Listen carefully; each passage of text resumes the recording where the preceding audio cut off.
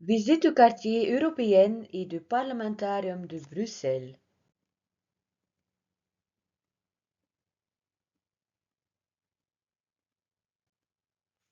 Départ de visite quartier européen.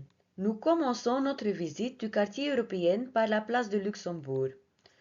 Une place accueillante entourée de plusieurs établissements de restauration avec au centre la statue de John Cockerill. Derrière nous se trouve l'espace Léopold avec plusieurs bâtiments européens comme le Parlement européen, le Parlementarium, etc. L'espace Léopold est le complexe de bâtiments parlementaires à Bruxelles qui abrite le Parlement européen, l'une des chambres législatives de l'Union européenne. Le site est situé entre le Parc Léopold et la place du Luxembourg. L'espace Léopold est un lieu clé pour comprendre la politique européenne. Ne manquez pas de visiter la Maison de l'Histoire européenne à proximité pour approfondir vos connaissances sur l'histoire du continent et l'évolution de l'Union européenne ou le Parlementarium. Parlementarium de Bruxelles est le centre de visiteurs du Parlement européen. Il a ouvert ses portes le 14 octobre 2011 et abrite une exposition permanente avec divers éléments multimédia répartis sur 3 étages. Dans ces espaces, vous pourriez en apprendre sur l'histoire de l'Europe, le fonctionnement du Parlement européen et ses priorités, les députés européens, l'impact de la législation européenne sur les citoyens, l'intégration européenne, la coopération européenne, les défis de notre temps, etc. Au rez-de-chaussée, vous pouvez prendre un guide multimédia dans l'une de 24 langues officielles. N'oubliez pas de scanner les différents pictogrammes au cours de la visite.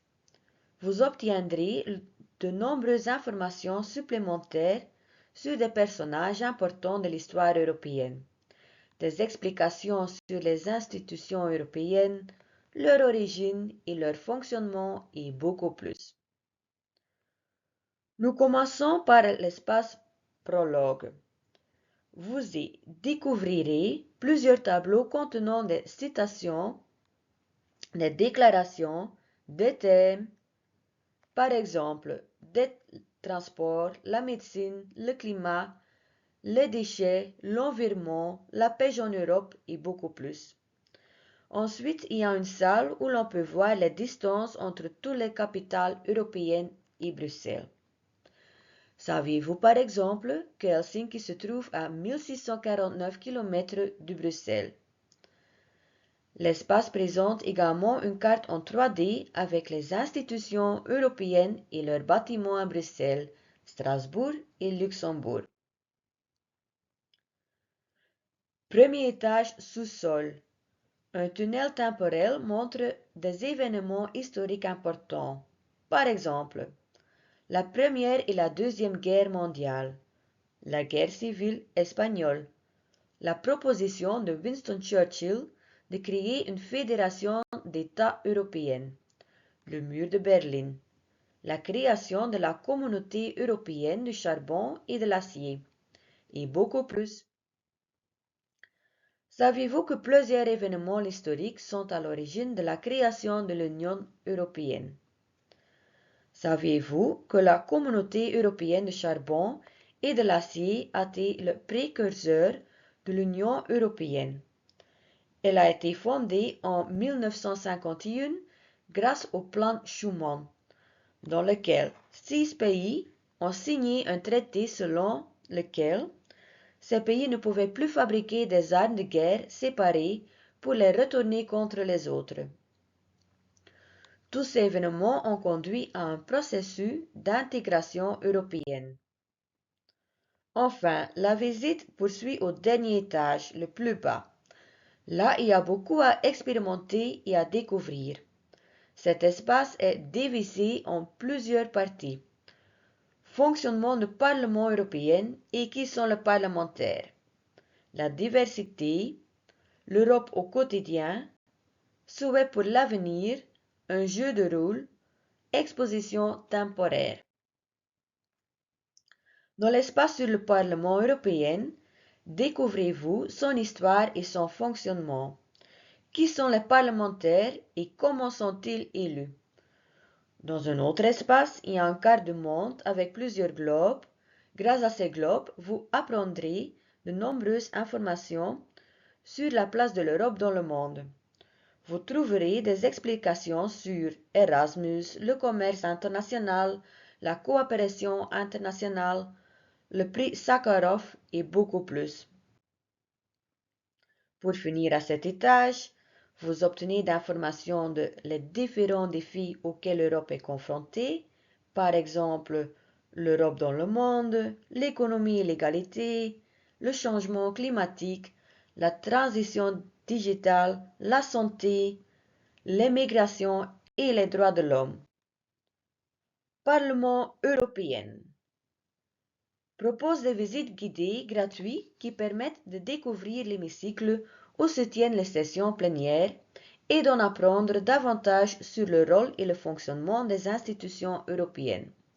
Saviez-vous qu'elle a été créée par le traité de Rome, que la présidente est Roberta Metsola?